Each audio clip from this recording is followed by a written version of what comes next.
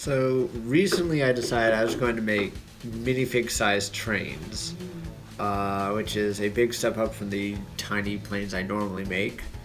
But just as I started to make those, I happened upon a Facebook post that detailed some of the earliest engines in Connecticut, specifically the first two engines on the Housatonic Railroad. And some backstory on the railroad. It was chartered in 1836 with the purpose of connecting a port on Long Island with the northern border with Connecticut.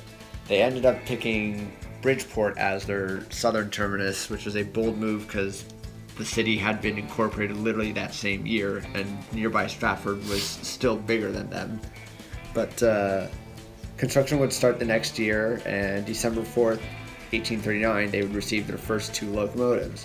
They were named Housatonic and Pequonnock. Housatonic obviously named not just for the railroad, but the river that they followed through the northern portion of the state, and Pequonnock was named for a river that emptied into Bridgeport Harbor. The first train that would be hauled by the railroad would be led by both of these engines on February 11th, 1840, and it was a big train loaded with Bridgeport politicians, the band, and just about anyone who wanted to go up the line to New Milford, which was as far as they had built to that point. And by 1842, the railroad would extend all the way to the northern border of Connecticut. They'd soon expand beyond that to Pittsfield, Massachusetts, and they would cease to exist as an independent company in 1892 when they were bought by the New York, New Haven, and Hartford. Today, there's a new Housatonic Railroad that operates over some of their old trackage, and that's part of the reason why I like the Housatonic so much. What happened to these engines after their big first run is hard to say, because there weren't too many good records at the time. They were definitely off the company's roster by 1856. And they could have been already gone by 1849, since around that year they got a second engine named Housatonic, and since there were no numbers, I'd assumed that they would have gotten rid of the first Housatonic.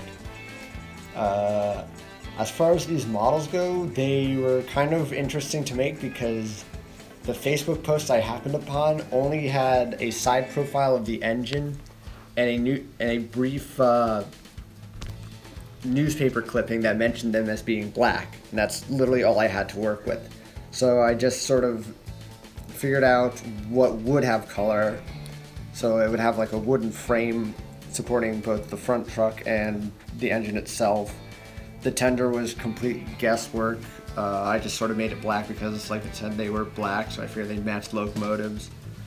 The design itself is actually based on the tender used by a similar locomotive. What else can I say about these? There's some other annoying little details, like the rods were actually in between the frames and the wheels. I'm not sure exactly how they were connected, but I made no attempt to try and do that in the very small amount of space I had.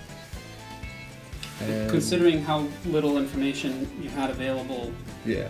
to represent what they would look like, I think you did an amazing job. Yeah. Yeah. It looked really awesome. Very cool.